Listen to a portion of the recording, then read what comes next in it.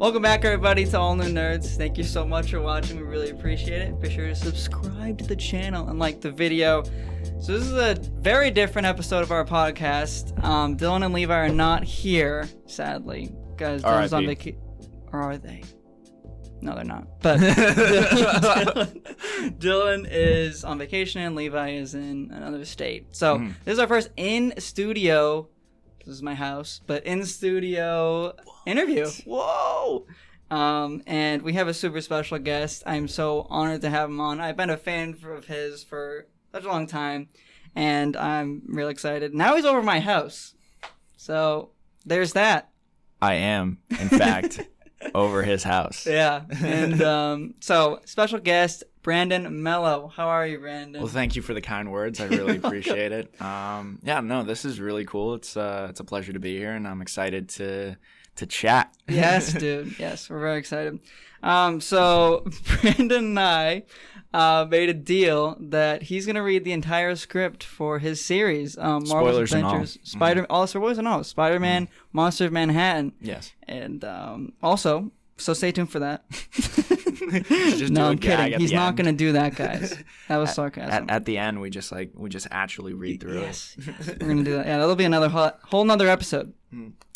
So Brandon, how are you doing? What's life like for Brandon Melo? It has been very hectic, slightly, potentially very overwhelming. Yeah. But it's good. I'm very happy to be where I'm at in life, and worked very hard for it. So you've done a lot, man. You've done a lot. So. Yeah. So I'm glad to be doing everything that I'm doing. It's just like I have to find time for breaks. Actually, we did this podcast in LA where it was me and William Schufelt and my other buddy Hunter. We're all just kind of like that was your last trip, right? Hunter C. Smith. But yeah, we were just all talking, and while I was out there, we shot like this podcast, and we were just talking about like how breaks are just as important as working continuously. Definitely.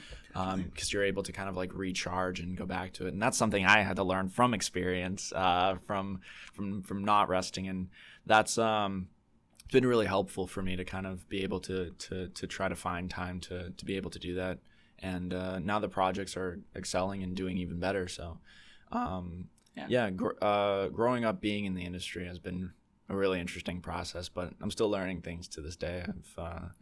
Yeah, that's awesome. So do you want to talk about the series a little bit? Yes. Do a little bit of a rundown? Yeah. So basically it follows a week in a life in Peter Parker. Week in a life in Peter Parker's journey to self-discovery as he's juggling between being both a teenage boy in high school and a superhero. And it essentially shows him juggling with his friendships. And in this version, we're kind of taking it back to the comics and taking a little bit of inspiration from Superbad and showing Peter and Flash when they were best friends. Oh, man. And kind of showing the inevitable growth of Flash becoming the bully and Peter Parker still coping with Uncle Ben's death. And we take a pretty interesting route with that.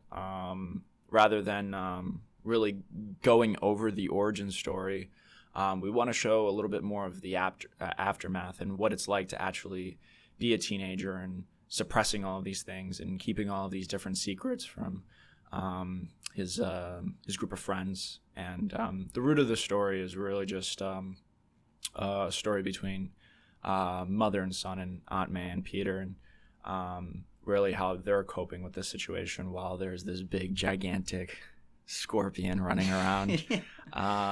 So yeah, it's a really fun, heartfelt narrative, very much a coming of age story, and I'm just really excited for people to see it. Yeah, I am very excited to see it. There's so much, and if you're not following him on Instagram, on his personal and the Marvel Spider-Man series Instagram, they are showing some stuff, but obviously I bet there's some surprises. Yes. But it's so cool, dude. It's a lot of stuff we haven't seen in any of the movies, and it's super exciting. So how did this all come about? Just this idea, the series, and obviously you can go if you want to talk about your old project, your old Spider-Man project a little bit too, and just how that kind of came about as well. Well, I've been in the industry since I was 8 years old, and one of the reasons why I got in the industry was because I was a big Spider-Man fan, and I grew up with a single mom, so having a good male role model on screen was really important to me, and seeing Spider-Man really motivated me and got me through some dark times. So I kind of want to give back a really good story of just true heroics, because a lot of the superheroes that we have on screen today are more so rock stars than really just good people at heart. You have a version of Superman where he's making out with Lois Lane, and there's a destroyed city in the background. And although Superman and Lois, that is so good, killing it, dude. Dude, that's everything that I wanted. It's like, wow, we're finally seeing Superman for the first time. I'm gonna tangent, but Warner Brothers being like, oh, we don't know what to do with Superman. It's like, there it is, man. Yeah, right. Facts. Oh, it's such a good story. Yeah. Anyways. What was the question? It was just how this all came about. How did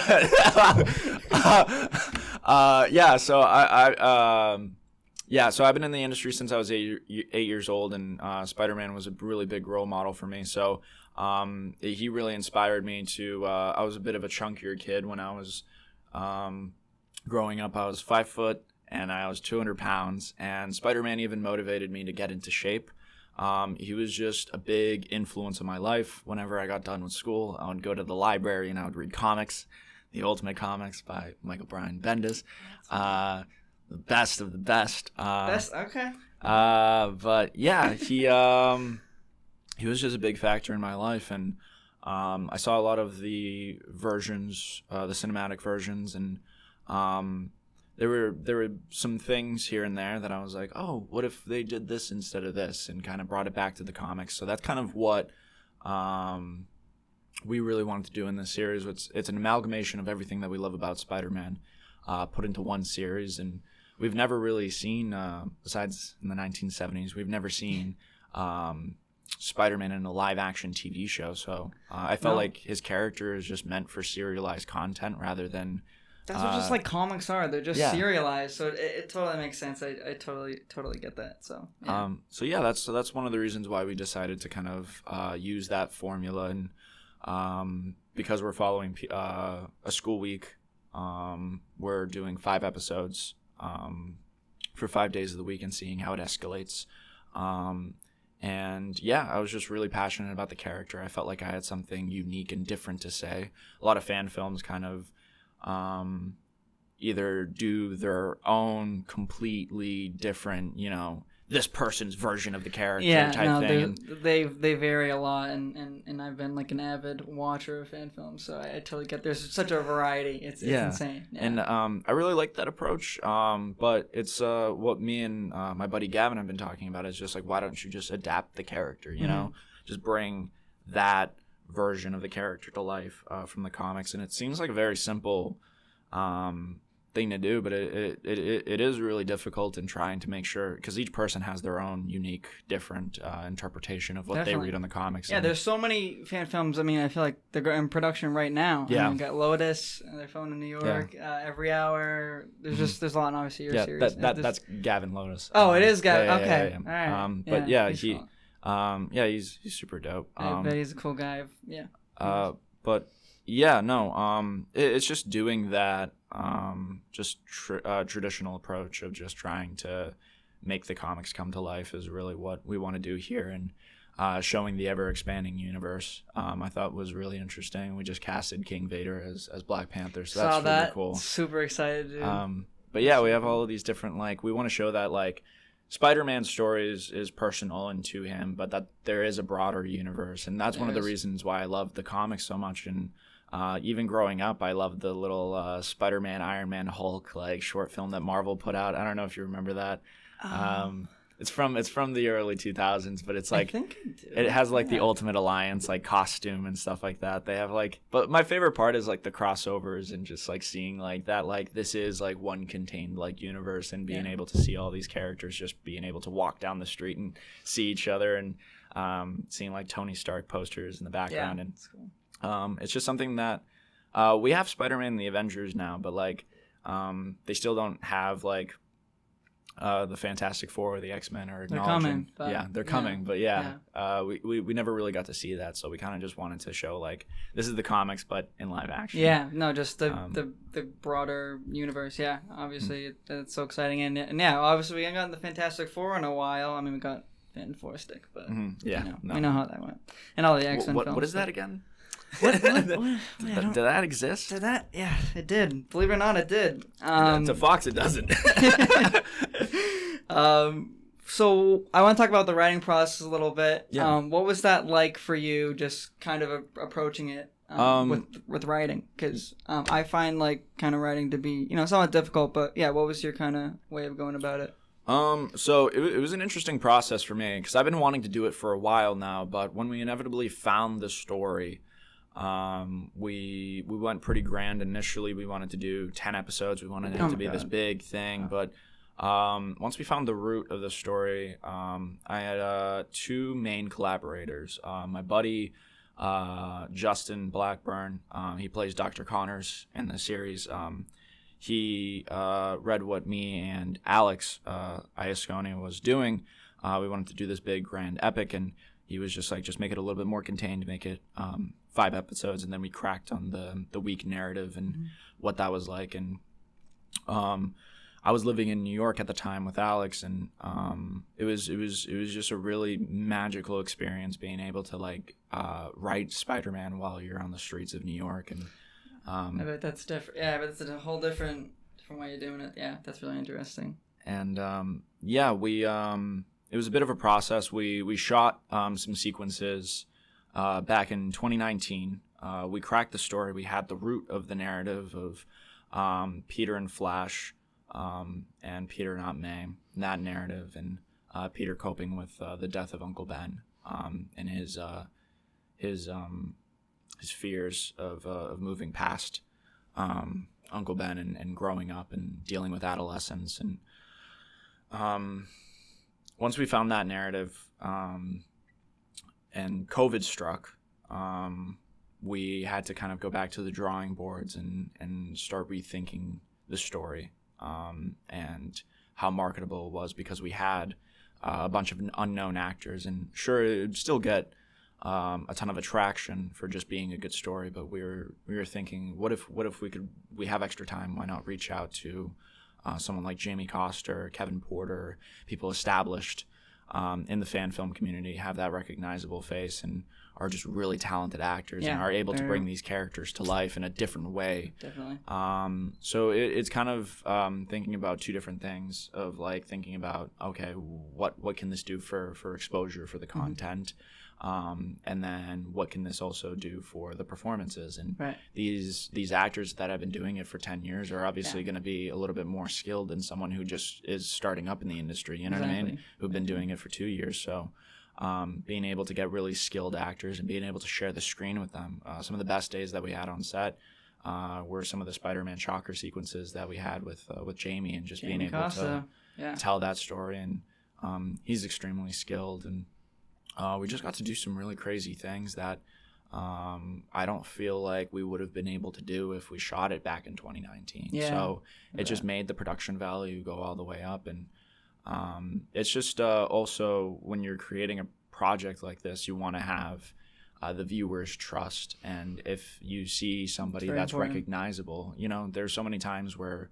you go to the movie theaters just to see Brad Pitt, what is this story? I don't really care. Brad Pitt. it's about the story. Yeah, exactly. So you have that viewers' trust, and you want to see these people in different roles, and we wanted to make sure that we're respectful, and we had good content and material that was worth their time. So that was a really interesting collaboration, and I felt like we told this story at the perfect time in all of our lives. Definitely. When we needed to. So the writing process kept expanding based off of who we had attached and what we were able to do. And we were rewriting content sometimes the night before just because we had an idea and made it better. A lot of the times you make discoveries while you're on set because you have these incredible collaborators that had this experience that I'm 21 years old, so being able to like collaborate with someone who is in their 30s or their 40s, I've been doing this a lot longer than I have, will be able to give me insight that I could never even imagine. I can read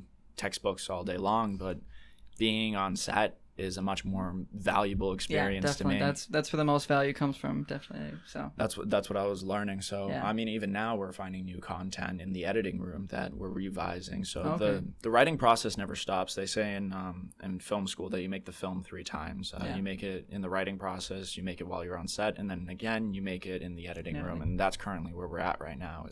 Is reinventing a lot of different things. So being able to have that eye, because I wrote it, I co-wrote it, I directed it, and I acted in it, so I know this story inside out. So this man, he's a little talented, obviously, but being able to crack the story again and find new things in it, because I'm so close to it, it's a lot easier to kind of see these types of things and make appropriate judgments, and then being able to have people that you trust in the room, because the biggest process throughout all of this was finding a core team that is able to help you grow and you're comfortable failing with, because that's really difficult. Because I've been in the industry since I was 8, so it took quite a while before I could find people that I could trust, because there is a lot of toxic people in this industry. So kind of going through that and trying to find good people was really difficult. But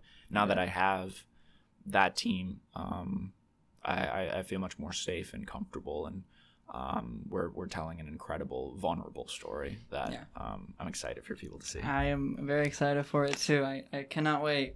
So you just answered a couple of my questions already with that answer, so that's a good thing.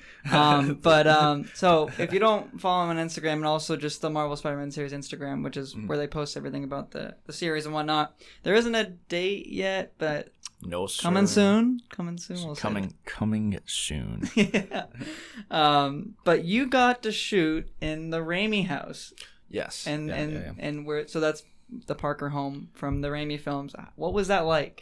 We shot. That was a weird, surreal process, because I grew up watching those pictures, and they really influenced me. One of the first films that I saw in theaters was Spider-Man 3, so not the best of the trilogy, but still, as a 7-year-old kid, and you see that on the big screen. It had its moments, though. I actually just rewatched the Raimi trilogy not so long ago, and it has its moments. 100%. It's just that was like seeing my hero on screen. So to me as a 7-year-old, that was the best thing ever. And I was reenacting some of the scenes with my childhood buddy Sammy, in the recess yard. And that's inevitably how I started getting into acting, is because we were doing the new Goblin Spidey fight. Yes. It's fucking, it was crazy. So shooting in the Raimi house was a bit of an interesting process. Is that in New York? Yeah, that was in New York. And driving down that street was going down this weird memory lane. Memory lane, even though it's even though it was my first time being there, I was exactly. It didn't feel that way.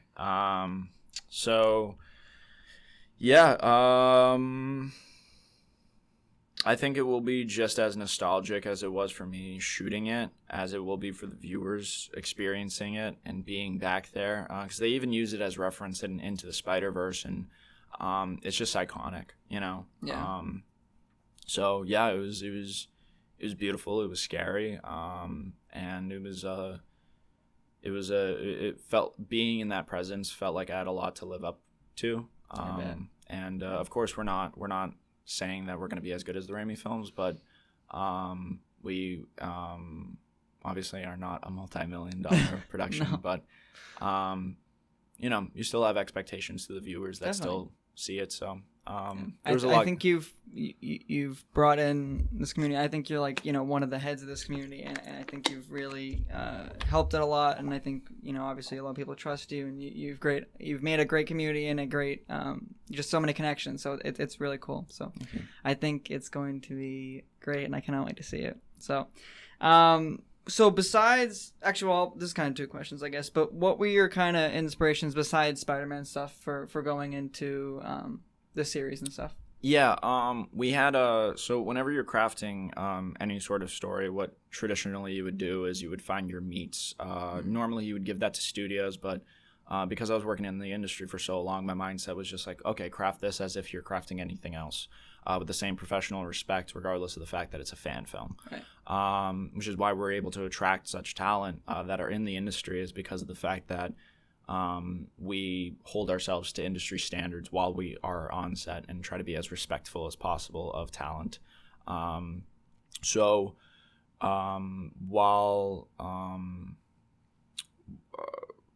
while we were putting this together, we had a very unique perspective on what we were trying to do, which was we wanted it to be Stranger Things meets Cobra Kai, two shows rooted in nostalgia. That are so good. but the idea is pretty much like you have the magic of adolescence while you have the horrors of the real world and the adult world. And that's what Peter has to really experience in this show is breaking out of being a boy, and by the end of it he inevitably has to become a man, and face his fears. Character growth, people. That's a character arc. And it's quite a beautiful tale. I'm a lot of it was based off of my life and what I was going through living with my mom, and kind of that growth that I had being in the film industry and trying to do all of these important things, and realizing that like some of the most important moments that you have in your life is not necessarily what your goals are and what you're trying to accomplish, but really just that time that you have with your family and your friends. Yeah.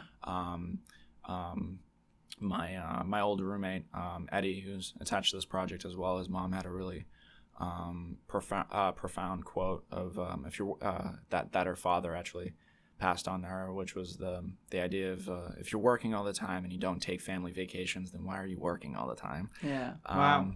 And that's a good quote. Good quote. I can say it. A lot of that was kind of like that type of mentality was really it's important, added to the show. Yeah. And it was really just what Peter Parker is going through is he's trying to accomplish all of these big things as a superhero, but at the end of the day, it's he's doing it to keep his city safe and his family safe. Yeah. So yeah, rambled, but yes. Yeah. No, that was good. That is Spider-Man, man. And so yeah, I guess as well. Any comic inspiration? Like, did you go about like, oh, I want to recreate this panel? Like, what was like anything like that? Yeah. There was quite a few moments. There wasn't any necessarily iconic imagery that we were trying to recreate. We took a lot of ideals and philosophies behind like reincarnation.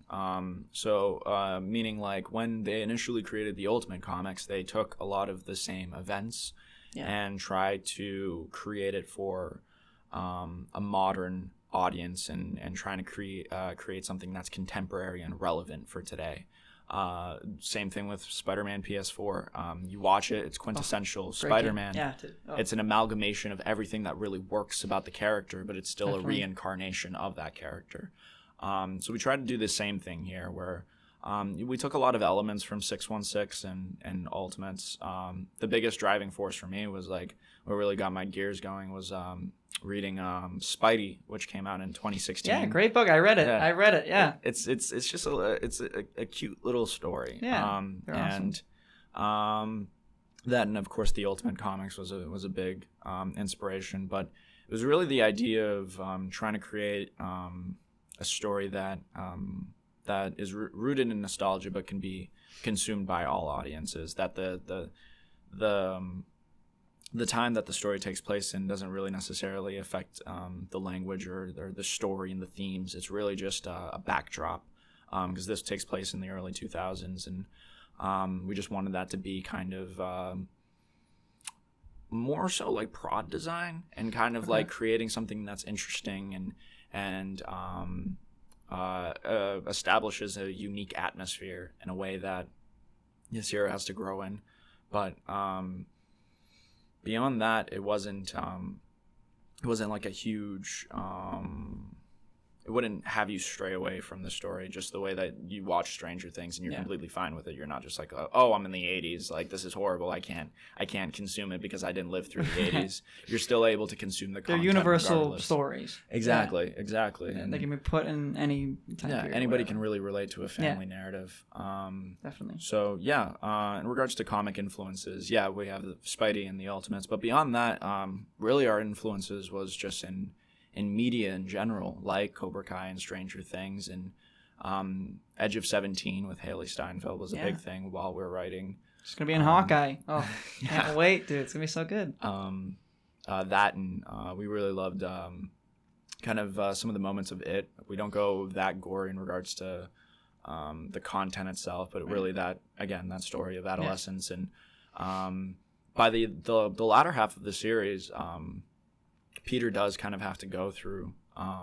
He essentially steps away from this Pixar magical feel of being a teenager, and the latter half of the show is really Peter dealing with being in a almost borderline a horror like story with this new version of Scorpion and him being instead of which we haven't really seen in live action. I mean, there's the guy in Homecoming, but kind of getting a monster approach to Scorpion was so cool. Such a cool design. Kind of like because we had Rashad Santiago who worked on a Demogorgon for Stranger Things, so him coming on to this project and making this incredible costume, which is, again, just like the setup, extremely impractical, but it looks great on screen. Yeah, it does look great. The pictures, he has some pictures on Instagram. Looks so good, dude. Looks so good. Yeah, it's just wild. But on the day of shooting, basically what we were doing was we had these two... Was it terrifying on set? He was not... honestly, he looked extremely goofy on set. Because you had basically what you had was two blind actors in Spider-Man and Scorpion. Right. Or even when we were shooting with Shocker. That's why midway through, like, Jamie walks out and he's like, he takes off the helmet and he's like, yes, I'm the Shocker, but he fights with the helmet off because he can't see out of that thing. Oh yeah, true. And then Spider-Man couldn't see out of his costume, so it was just like incredibly goofy being on set, being like, yes, these are two icons fighting, but they can't see where they're going. But man, does it look good. Yes, look good on screen. It looks incredible on screen, but they're highly impractical suits, especially the Spider-Man costume. Oof, looks great on screen, but oof. This man was in it. If you guys didn't realize that, it was hilarious because like midway through shooting, what happened was that the zipper on the costume broke off, and we didn't have time because we had all of these like actors flying in. We had like Tatiana flying in and all this other stuff. So what we ended up doing for the back of the Spider-Man costume was we had to hot glue me into the suit. No, what? Oh, yeah. No. Oh, no. And it was this wild thing. And I was actually talking to King Vader about this like 2 days ago because we were talking about like the Black Panther costume and all this other stuff. We're talking about like some of his experiences with some of these costumes and how hot it is wearing these things. And when we were hot gluing me into the suit, the issue was like I didn't have any issues being hot glued into it. It was just like whenever I needed to take a bathroom break, that was an additional 25 minutes to like just get out of the hot glue set up and then like back into it. Same thing with the webs. Eddie was one of the ADs on set, so midway through, like in between takes, he was hot gluing the webs back onto the suit. The raised weapon. Because you throw one punch and then like half of the webs come off and you're just like, shoot, so cut. It looked great on camera, but like behind the scenes, it was wild. It was crazy at all times, and like that is crazy. I didn't know you had to get hot glued into the suit. Yeah, that and like is insane. And like the just the face shell was just highly uncomfortable at all times. It was just wild. So next season, we're definitely gonna make some tweaks now that we have gone through it. If we do a next season, next season confirmed.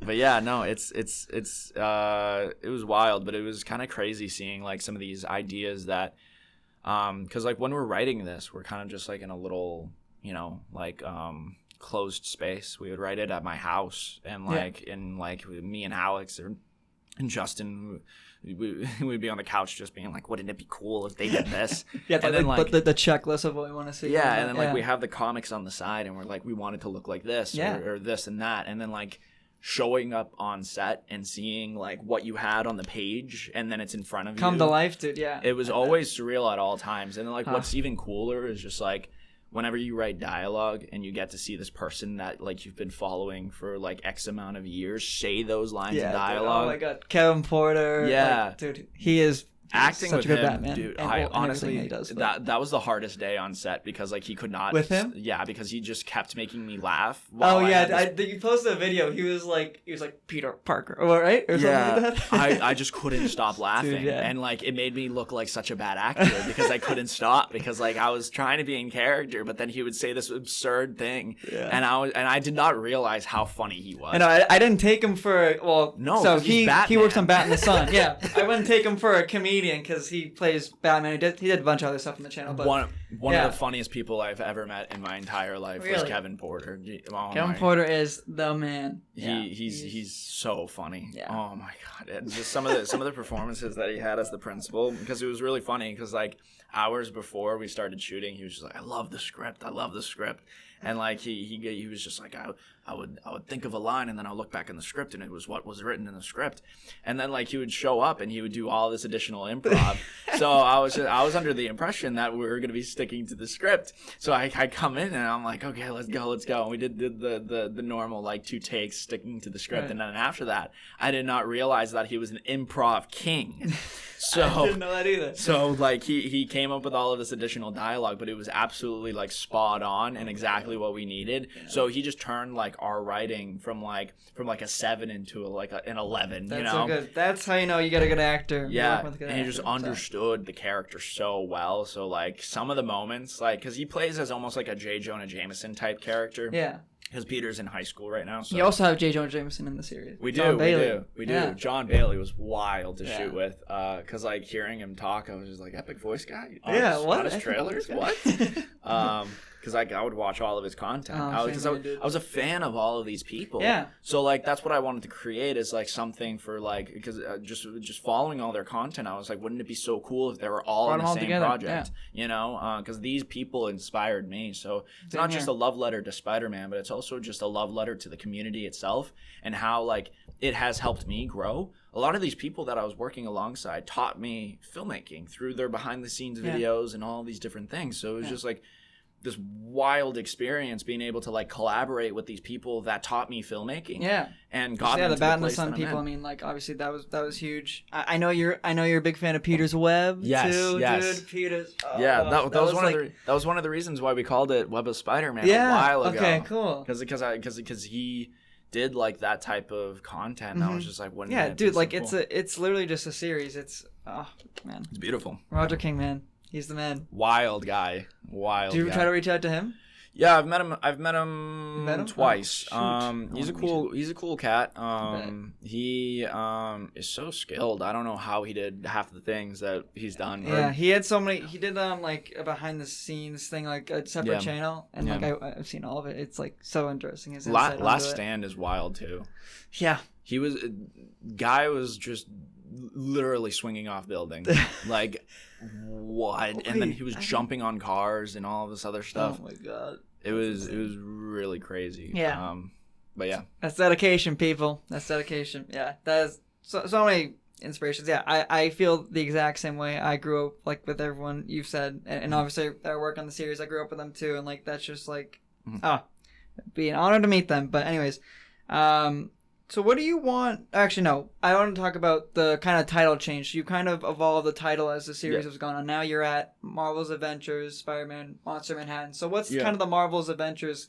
What can you say about it without, not... Yeah, Marvel Adventures is essentially like a branding thing. Yeah. For the most part, the series is just Spider-Man and the Monsters of Manhattan. Yeah. But kind of like in the vein of like what you would see with like Harry Potter. Because we're thinking like each season, if we were to continue, would have a different subtitle. Gotcha. Kind of like following that same route of like what Harry Potter was, kind of dealing with the same type of like themes and storylines.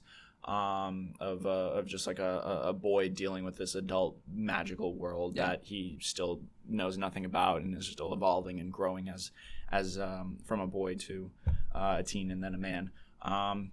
But in regards to the title shift, it was not necessarily they were just two different premises. You know, originally when we did Web of Spider-Man, that was like a dark, edgy version of the character, which is what we were talking about earlier, where like people would project themselves onto the character, and that's what I did in that instance. Because that was around the Amazing Spider-Man and stuff like that. So. And I was very, I think it was immature and like a disservice to the character, regardless of the fact that it's like a unique perspective and a take.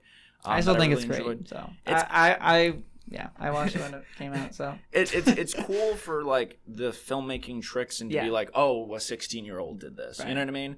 But in regards to this version, this is very much like the character. It's not Brandon Melo's version. You know what I mean? That it isn't like edgy hacker man. You know? No, I know. For this series that you're doing now, I think seems much more true to you. So I mean, that's what it seems. It is quintessential Spider-Man, because like when I made Web of Spider-Man, I did not realize that it's a weird thing to say, but I didn't realize other people were to see this. You know what I mean? I created that piece of content for myself, you know, as a filmmaker should, but I didn't realize the impact it could have. And the last thing that I would want as a 12-year-old seeing that version of Spider-Man and being like, that's my role model. Yeah. You know, the same way that I wouldn't say like, hey, the Batman in BVS should be your role model. You know what I mean?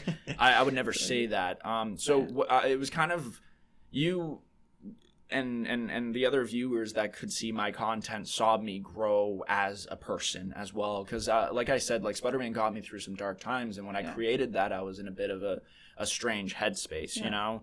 And that's why I created Spider-Man the way that I did. Not that there is anything wrong kind of like doing your own like incarnation of the character, projecting a lot of yourself. But I feel like if you take it too far and the character is not recognizable anymore, then you might as well just do something original, because it should still be that version of the character. You should still have respect to the other writers who wrote it, you know, Stan Lee, Steve Ditko, Michael Bryan Bendis, Mark Millar, like all of these people that created and wrote for Spider-Man. I feel like if they were to see that incarnation of Web of Spider-Man, they'd be like, oh, that's cool for a 16-year-old, but that's not the character. Yeah, and no, I totally get that. Yeah. This is very much just we throw this character that you know and love into new environments and stories that we haven't seen before, rather than trying to change the character. Right. It's sticking to the same character that, you know, obviously we've all grown up with them, with the comics and whatnot. So and seeing how they adjust and how they change to and new how situations they can grow. and exactly. Yeah. Man, that's exciting.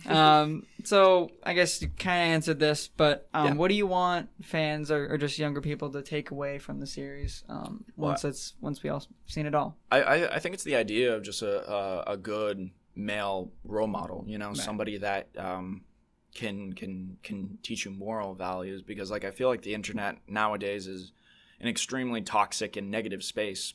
You know, can be, yeah. A lot of the time you have a lot of I hate videos, you know, kind of going up online, and I understand that like troll culture is like this big trending thing. It's cool to hate things. Yeah, I mean negative things get more clicks than positive things, sadly. Exactly. So, and if I can just change like one person's life that sees this and it can take some good moral values from this character, my job is done. It doesn't matter how many views I get. It's just the idea of like, I feel like if you can put out a positive message, that's why we created this other podcast called Dining with the Stars. Is it is kind of like a bit what's the best way to it is slightly absurdist, but it's kind of like poking fun at like, you know, how ridiculous some of these setups with actors on actors type things seem to be. So we kind of just wanted like taking almost like an everyman approach, just like we're sitting and talking over a meal type concept. And we had a bunch of cool people come onto the show. We had like William Schufelt and like Bryn from Spider-Man 4 and Gavin from Lotus and Jeremy from Every Hour. Just a great group of people, and we're all able to talk about the community and the industry in general. I think the biggest thing that I wanted to do there was just put out a good, positive message. You know, Yeah. that all of us creators who, on occasion, to the community, get pinned against each other, and like, oh, if you like this, you can't like this. I know, You know what I mean? So it was kind of the idea. They're of all like, friends in real life. Yeah. Exactly. Yeah. If we're all able to just show that we're all friends and we can all just talk. I think people compare, and it's just like it just comes with that stuff. They're all different interpretations, and they're like all great, and they all look great. I mean, there's just all the stills from Every Hour and Lotus, and they all look great, and your stuff too. Like it's all unique to you guys, and I just think I've been blown away with all that stuff. So it's really awesome. Yeah, and I just want to kind of put out some good vibes, some positivity. Yeah, and I feel definitely. like that could be a good influence on a lot of creators that are coming up, and trying to avoid some of the things that I did with Web of Spider-Man, where I had a very cynical perspective. And, I felt like I didn't put out a good message, and I felt like I do have a lot of regrets. And on some days, I'm like, oh man, should I take it down? But I know that what it meant to people, and also seeing my growth as well. Is one of the reasons like I don't want to take it down. Is that I don't think you should, but I think just there's that progression that I think to what we're seeing now. I mean, again, we haven't seen the final product, but it's definitely, there's an evolution there. So definitely one day I had my buddy Eddie read the Web of Spider-Man scripts, and we took a lot of elements from Web of Spider-Man in regards to like plot structure, but in regards to like the characters themselves, but he was just like, oh, this is really good, from episode like 2 to 3, which is like where I had like really a heavy hand on trying to make sure that this was a Spider-Man series, but then inevitably kind of just turned into this wild thing, and it was just crazy because we took more of like a true detective approach, and we just wanted to stray away from that type of content, and in regards to like, because at the end of the day, like Spider-Man is like a kid, superhero, you know, and the last thing you would want is to poorly influence like a 12-year-old on the internet. So definitely don't want to. But he walked away being like, "I am so glad you decided to not do this," and I was like, "Me too, buddy. Me too." But yes, that was another lengthy question and answer. All good. But okay, so I think we'll kind of switch gears. I'm really interested in your kind of journey with. So we were talking about your evolution, just as a person and a human being, but your evolution with fitness too. Like that's something that even inspires me. So do you want to talk a bit about that and just kind of your journey? No. No. I'm kidding. All right, guys, it's over. Cut this. Imagine. He's like, no. It has been kind of a roller coaster ride, because fitness is extremely important to me, not just in regards to appearances, but also just feeling better about yourself.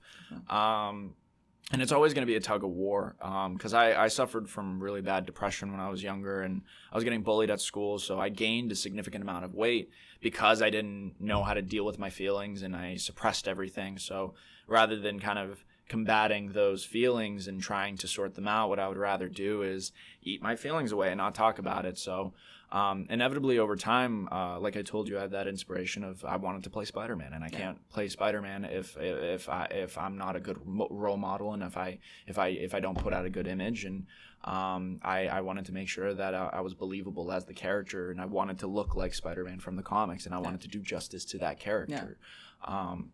And I wanted to be healthier. I was overweight, and my doctors were concerned about me, and they thought I was going to have a heart attack and all of these big things. And it was a lot. I was 12 years old, and I dropped 80 pounds over a summer because I was so persistent, and I wanted to lose that weight. And that's awesome. I went back to school, and no one recognized me. It was really crazy. It was no one recognized me, because awesome. Even now I don't think I could do what I did then. I was just so persistent, and I was so fueled, and I wanted to make that difference. And I really don't know how I did it. Like I had this drive, and sometimes I kind of a few different actors and influencers and in culture just kind of talk about this. Like sometimes you have to kind of like talk to your 11-year-old self, you know, your older version of you, to kind of find that magic, that spark. And that's kind of what I'm doing right now is a lot just kind of like looking back to what motivated me and what before I got hit with the industry and all that other stuff, like how I perceived the world. Because I had a very particular image of what it was going to be, and then getting into it, obviously things changed, and I grew as a person. And not that I don't like where I'm at now, but a lot of that magic from the film industry, being in it, was kind of taken away. But you still want to make sure that you have that positive outlook and that positive influence, and that's what I'm trying to rediscover again. Finding my faith and finding all of that again. But in regards to circling back to fitness, in regards to fitness, I take it extremely seriously, and I want to make sure that I'm Keno Body. Grego Gallagher is a big influence on me, and I'm taking Keno Octane, and it's just like clean fuel, and it's great at making sure that I'm eating clean at all times, and making sure that you're trying to put your mental health first. And I struggled with that a lot, especially while I was directing and acting. I was always concerned. It's a lot of stress. Yeah, it's a lot of stress, and you want to make sure that everyone is happy. But inevitably over time, if you're the last person on your list constantly and you're never happy, then you're not going to be a good person to be around. You become incredibly toxic and exhausted and tired. And you have to make sure that you're still, at the end of the day, taking care of yourself so you can be the best version of yourself to be able to help others. And that's what fitness to me is making sure that you're taking care of yourself and you're healthy, and you're constantly active. And especially if you're playing these other characters and heroes, you have to make sure that you're setting a good example, you know? So that's especially, you know, as playing Spider-Man, 'cause it's such a role model to everybody. And you never know when you post this, you know, there's going to be people who are just being like, oh, that's what I want to do one day, you know? Yeah, exactly. So, Roger King was like, he was a huge fitness nut, and like he knew what he was doing. Doesn't he own like a fitness store or something, right? He does. Yeah. He's wild. And like Spider-Man is known to be a gymnast, and he's known to be in parkour, and he's this extreme athlete type, you know? And you have to make sure that you're doing an appropriate representation of that type of character. So that means devotion of your time, you know, not just in writing and the character itself, but making sure that you become that physical embodiment of that character. And in general, you just want to make sure that you're the healthiest that you can be. And of course, do it safe and do it at your own pace. You know, I would never recommend anybody do what I did when I was 12, you know. It was just it was wild, but it was devotion. It was what I wanted to do, and that changed my entire perspective in life. And it was the idea of manifestation, you know, that like if I put my mind to something, I could do it. And it was that belief, that really strong belief that in myself and who I could be and what my future could be as well. And it was that kind of looking at life through rose-tinted glasses type perspective. But fitness is extremely important to me.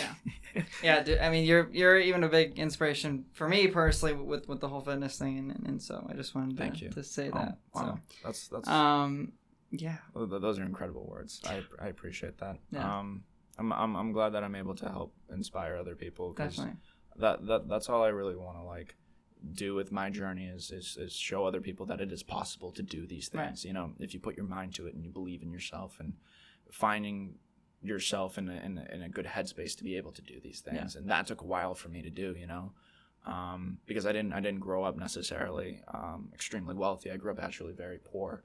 So it was really that belief that I had in optimism in the future that really got me through. You know, my first script that I wrote was actually in a typewriter, and I showed it to my film teacher, and he was like, this isn't formatted correctly. This isn't done at all right. But it was the ideas that he took away, and he was like, I can teach you how to do these things.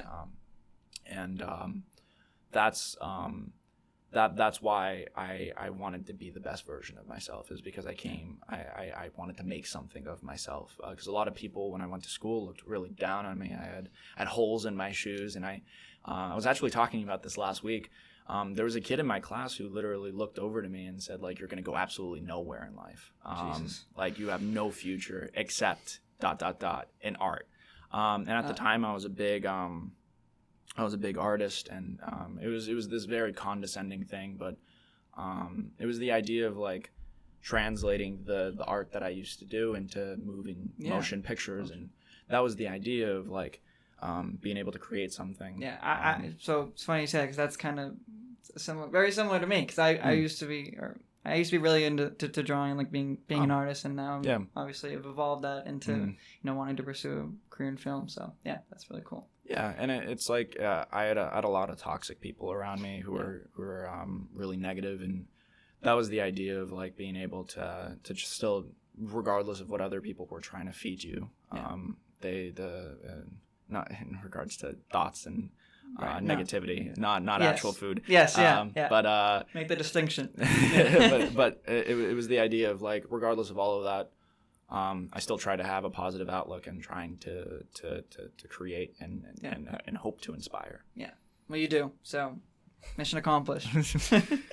So what other film projects are you working on? Like, I know you're a very busy guy, so I am. If you want to talk about any of it, if you can. No.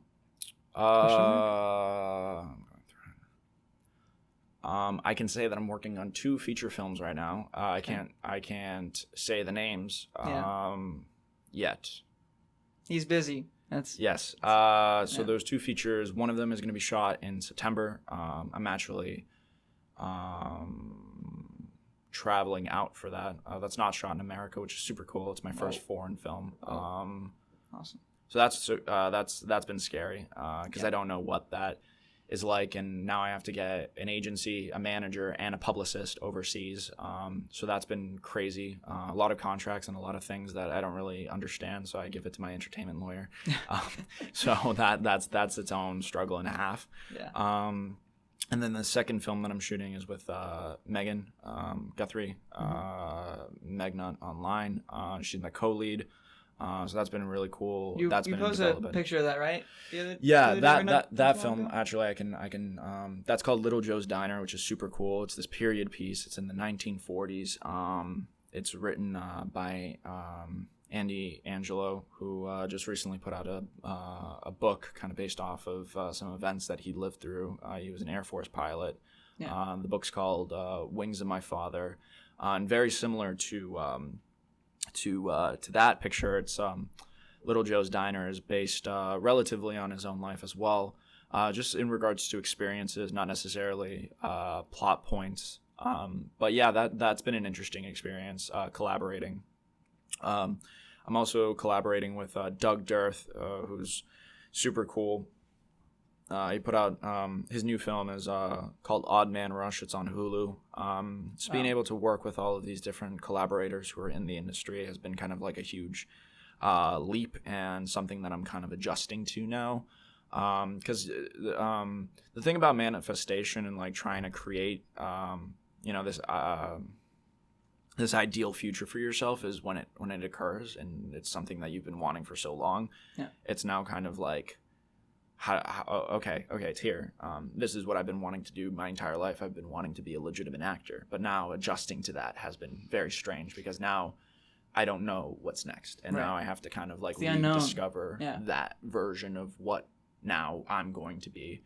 And that's where I'm at, just mentally, is like finding that who I want to be now, who I want to be moving forward now that I've gotten the success, and trying to make sure that it doesn't get to my head, and making sure that I'm still the same person that I was before all of this. And that occasionally can be a struggle, making sure that you're still sticking to your morals, especially in this industry where like people receive fame and they just go off the deep end, and making sure that depression doesn't hit and you stay in that place. And that's where I'm at, is making sure that I'm the healthiest that I can be, both mentally and physically, and moving forward with that, making sure that I keep myself in check, because I want to make sure that I can like still take care of my mom and still be a good person. I want to be a good actor and a good son. That's good. Yeah, don't lose sight of that. So that's Good way to be.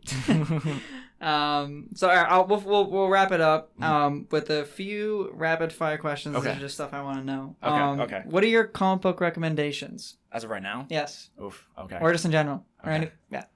There's a lot. I read a lot. Oh man. You can do specifically Spider-Man if you want to. Whatever. Actually, I'm going back to, because of the new animated film, I've been rereading Long Halloween. Okay. Because of the new animated Yes, film. And the new animated film was incredible. I haven't seen it yet. Part 1 is out. Part 1's out, right? So good. It was so good. I wasn't like the biggest fan of the style because I was like, oh. No, trust me. Because I saw a Killing Joke and I was like, yeah. Hold up. So I was like, it's not going to be good. And the Mm-hmm. animated features recently that have been coming out Because they kind of sort of rebooted it, I think. After, what was that? Justice League something? Yeah, I didn't watch that one. Yeah, I was just like, this is all. What is all of this stuff? Exactly. But yeah, Jensen Ackles was casted as Batman, and I was like, but he's Red Hood. Why isn't he Red Hood anymore? It's cool, yeah, because he's been like pushing to be in something DC for a while, so it's cool that he's he killed it. Okay. He was so good. Cool. Like he's excited. like incredible. Okay. Yeah, all the whole cast, and then Troy Baker, I believe, is Joker. Yep. And like, because I'm a very like classic traditional guy, and I'm just like, no, Kevin Conroy and I know, Mark me Hamill. too. I have that same thing. I get it. Yeah. But then I watched it and I was like, okay, I like this. He was good in Troy Baker was good in Arkham Origins. But Yes. he killed it as Joker. So Yeah, he was, and then he was both Batman and Joker in the Lego films. That's right. Or the Lego games. Games. Yeah. The third one or the third one or something like that. I think it was both. Well, No. Yeah. Well, yeah. Well, I know what you're talking about. Yeah. But yes, Long Halloween is Long incredible. And then of course, Year One. A lot of Batman recommendations, to be honest with you. Yeah.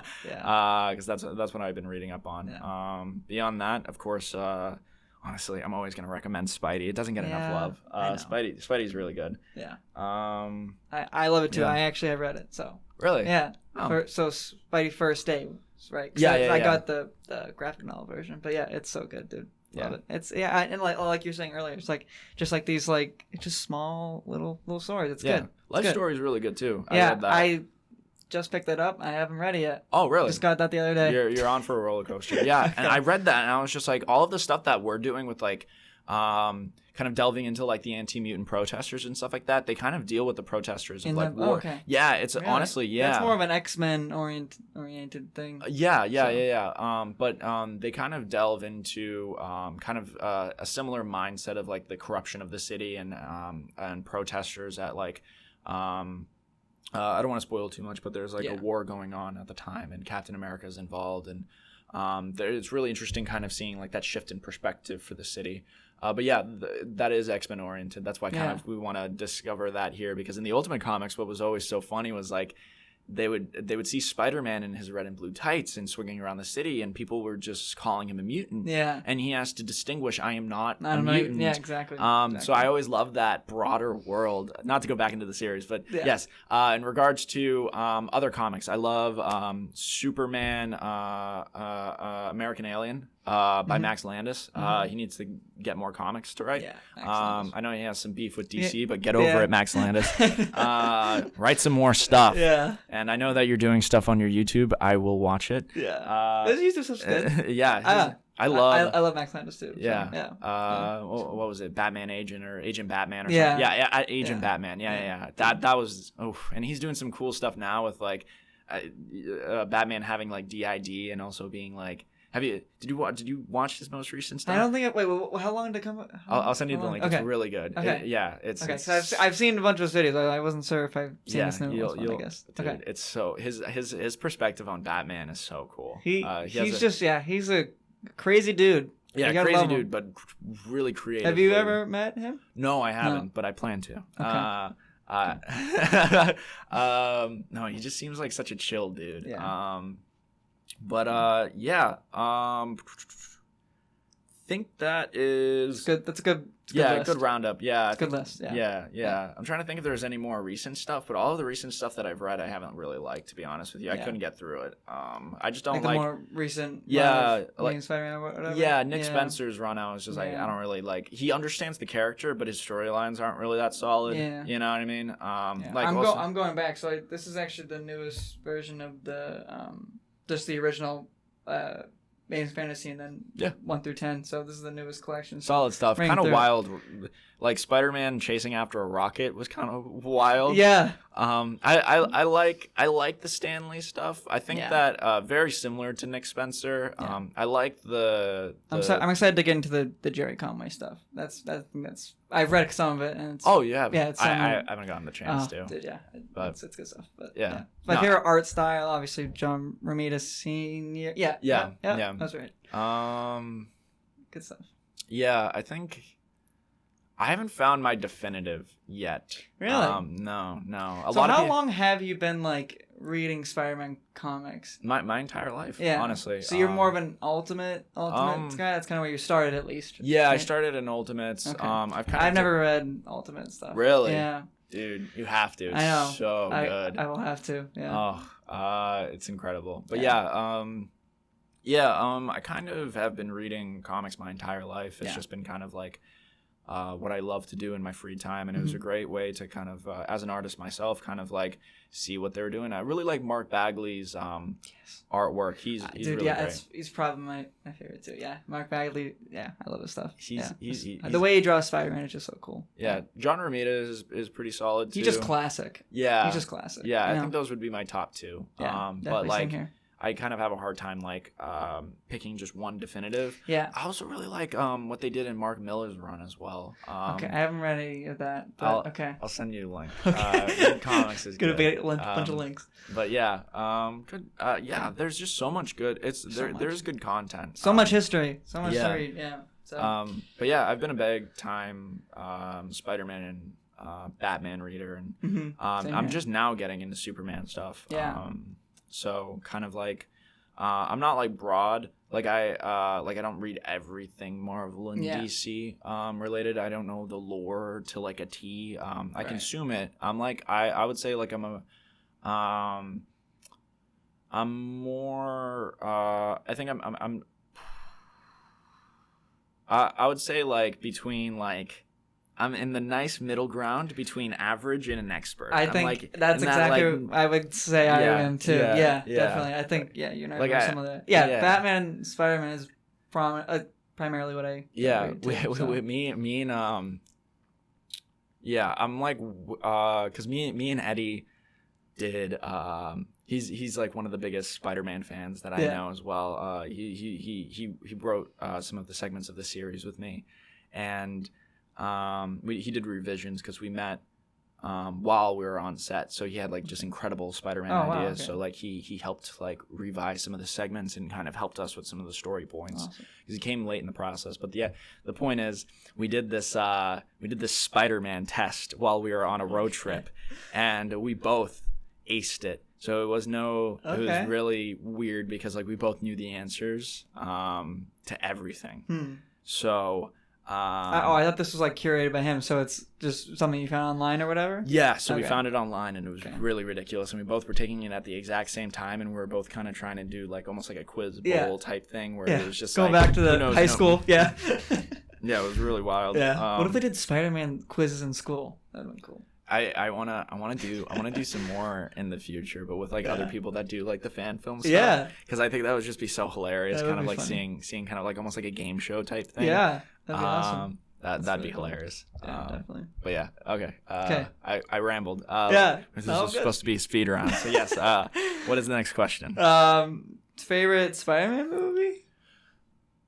Top 3, okay. So favorite Spider-Man movie for me, I think the one that I keep going back to, honestly, is I'm gonna give you two answers. Okay. So for altogether, I really love Into the Spider-Verse because I felt like that was the first time that we got to see like just pure Spider-Man translated from the comics. Yeah. That was just like that was the closest thing that we could get to that type of adaptation. It was a mind-blowing film to see. Yeah, it was just really absolutely incredible, and that was like I the felt love like and passion that went into it is just yeah, it's insane. you could freeze Insane. each frame of the film, and it would be its own frame. Yeah, like it's like wallpaper, comic panel, that kind of stuff. Yeah, it was great. It's so good. But in regards to live action, it is Spider-Man 2. Yeah. But close second is honestly Spider-Man 1. I really adore both of those. I love on some days, honestly, Spider-Man 1 is over Spider-Man 2 because Spider-Man 1 just had a big cultural impact. It did. It did. And changed the entire game. That was 20 years in development, and it just came out at the perfect time. It did. Right after what happened with 9/11, it united the people, and it put out this incredible positive message. I think they like were trying to shoot for that a little bit more. I think they kind of went back and kind of rewrote stuff a little bit because obviously they'd take out the Twin Tower scene because they had so. Yeah. I remember that, and I just loved what it did for America at the time, and that's why we take this so seriously. Not necessarily that it's going to be seen as many people, but like the people that do see it, especially after everything that happened in 2020, we want to make sure that we put out a great positive message. It's a great responsibility. Yeah. But it's the that's why I love like Spider-Man 1 so much as well, and that's why I keep going back and forth in regards to live action. Same here. Like, Spider-Man 2 I feel like is a superior film. It's but just it's just. I would say like a perfectly just crafted film, and then Spider-Man 1 is just it has I don't know how to explain it. It's like they're both amazing. I don't know. I don't know what to say. Regardless of that, though, I do like some of the new stuff with. I like moments of like the next two incarnations, but like they're not like perfect encapsulations of what that character is to me. You know, because I feel like Garfield has like.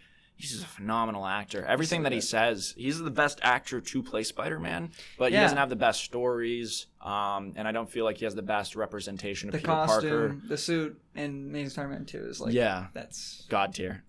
Suit. It's awesome, but I feel like Garfield, every time that he speaks, he just has weight behind his words. Yeah, like I like the emotional stuff between him and Gwen, I think a lot. I think that was like obviously probably the standout of those movies. Mm-hmm. So no, I agree. And even what they did with Martin Sheen and Sally Field, what they did with Uncle Ben and Aunt May, even that fight in the house before Uncle Ben's death was incredible. And I think Webb was really good at just kind of writing like character moments or just like a butting heads when they butt heads or whatever. There's a lot of moments like that. I think he's great at writing tension, and I feel like he's also great at just finding really beautiful human moments. And I feel like he's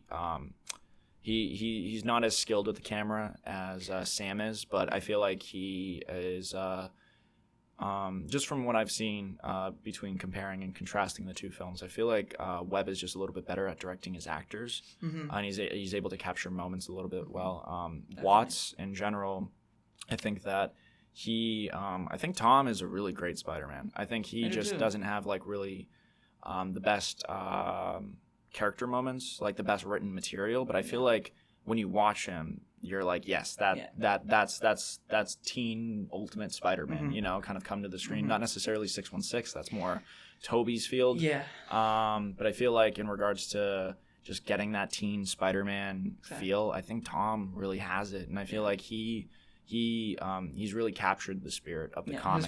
His personality with Peter is great. Some of the surrounding stuff is I'm not a huge fan of like the Iron Man stuff. I didn't like that influence.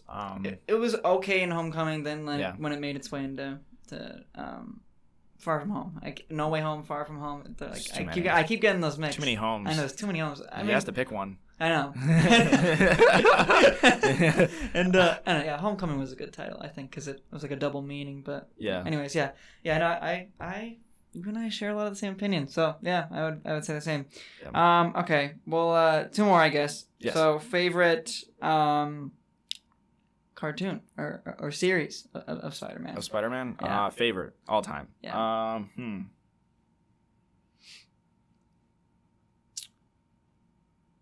I think it has to be. I think it has to be spectacular. I don't think you can. I really love the '90s, and I really love Tenace as well. Yeah. Well, I found a new appreciation after getting casted in the fan series. Yeah, dude, you're doing that too. Yeah, that's so exciting. I didn't even mention that. I'm sorry. No, all good, So all good. exciting. I am in Tenace season 2. Yes, dude. So that's pretty cool. Everything Raimi kind of related now. Kind of involved in.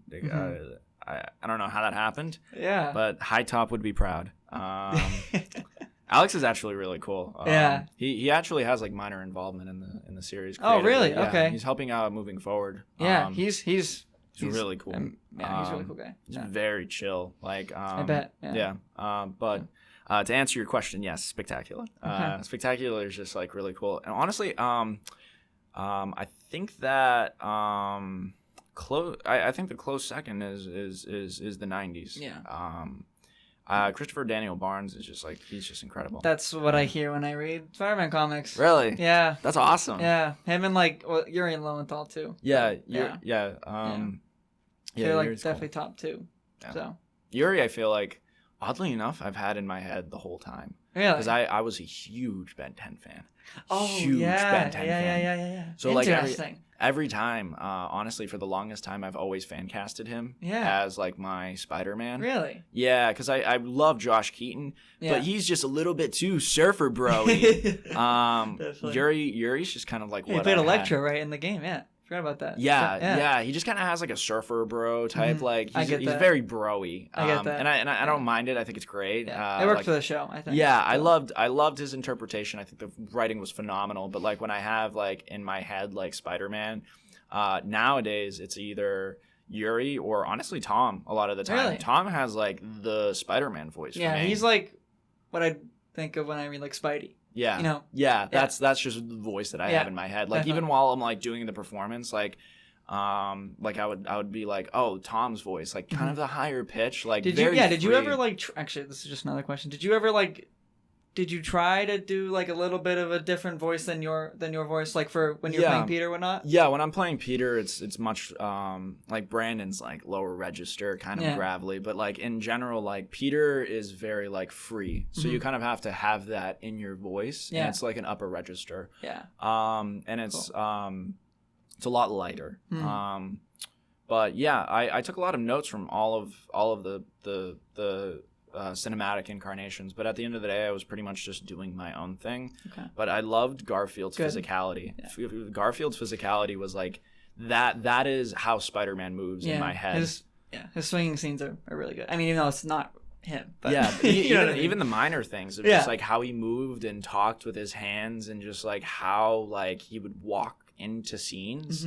It was just like he like Hacksaw Ridge is one of my favorite films of all time. Dude, and so he like I wish he had a Spider-Man movie like that. Yeah. Because he would have been the Spider-Man. Yeah. But I took notes from each individual. Like I love the sensitivity of Tobey Maguire and how like the softer moments with him, right? And then when he's a hero, it's kind of like Christopher Reeve Superman. I feel like they took an inspiration from that because that was just like like I told you, that is traditional super heroics. And that's just like what Golden Age. Exactly. Yeah. And we're taking a lot of cues in regards to the Spider-Man material because when I feel like the transition from our Spider-Man is very much he goes from Tom's Spider-Man where he's kind of fumbling around, he doesn't know what he's doing. He starts out the series, he doesn't know how to swing, and then by the end drives of it, a car. No, not that, but he's very horribly swinging through the streets, and then by the end of it, you kind of get into that traditional heroics that you would see in the Tobey Maguire films, and you kind of get that overarching arc that you would want to see in that type of picture. Awesome. Well, that's great. What was your next question? I guess well actually one more. Favorite costume. Costume from just anything, or in just the way someone draws it specifically with the comics, or just any live action adaptation too. Favorite. So just what? Your favorite, just like Spider-Man suit, like look. Just okay. or just the costume. Yeah. Sorry, this is kind of a confusing question. Oddly enough, I love Bagley. I love Romita, but like some of my favorite images of Spider-Man is in the McFarlane comics. Yeah. I think he just has like this really beautiful and like aggressive look to Spider-Man. Just I love the way that he moves. I love the combat sequences that he has. I don't like the stories nearly as much. Yeah. But the stories are kind of they're but I love the art. The art's incredible. Really cool. Just as another artist, I'm like, wow, that's Spider-Man swinging through the streets. At no point are you like, oh, you know. But in regards to costume, it's what we want to do for next season is it's actually not cinematic. It's one from the Ultimate Alliance. Ultimate Alliance 1. And that was used. It's just like you look at that and you can't be like, oh, that's not Spider-Man. You look at that and you're like, that's no, Spider-Man. It's a great suit. You know? I know exactly. Because like each incarnation has like its own tone, its own style. Definitely. But like whenever I see that Ultimate Alliance 1 Spider-Man costume, and it's what we want to do for if we move forward is just like bring that to life. Yeah. Because I've never seen that in live action, and like when I see that, I'm like, oh, that's Spider-Man. You know what I mean? Yeah, exactly. Because that's something that I've always wanted to see for the longest time, and you saw that in like pretty much everything of the early 2000s. You know, like that short film that I brought up with Hulk and Iron Man. Of course, the game and plenty of other shorts came after that, and it was just kind of like the model that they used for so long. Like even any of the Universal rides or anything like that. That's that. It's an odd question. Odd answer, but a lot of people don't really expect that because most people. I love that answer. I just feel like that's my Spider-Man. Yes, because they had like actually. Oh, I wish I had it with me, but I have this picture with me with the Universal Spider-Man. Yeah. That costume is like super cool. Like I think that's kind of basically the same look of what it looks like in Ultimate Alliance. But you know, like the Spider-Man you take pictures out if you went to Universal. Yeah, like that suit. Yeah. Not too far off, but kind of that type of look. Yeah. I'll show you an image after that. But it's just so good. Yeah, you can't, dude. It's classic. Classic. It's just like because like everybody like I've been saying for the longest time, like there's so many different variations. Everyone can love different incarnations. Yeah. But I feel like that. Personally, whenever I think of Spider-Man, that's what comes to my mind. Yeah. That's kind of what I was trying to ask, but I guess it came out confusing. It's all good. Anyways, so what can't you tell us about the series? What can't you? When the camera's off, I'll tell you. All right. I tried. All right, so I think we'll wrap it up. Cool. Brandon, thank you so much for coming on. This was really, really fun. I had a good time. No, so, I agree. Yeah, same here. And thank you guys for watching. Hopefully you watched the whole thing through. Actually, Brandon, do you want to plug your stuff? Yeah. For Instagram, Twitter, and a majority of things, it is _Brandon Melo. That is my actor page. But then we also made Marvel Spider-Man series. That's where you can get all of your updates for the series. Beyond that, we also have an Indiegogo page.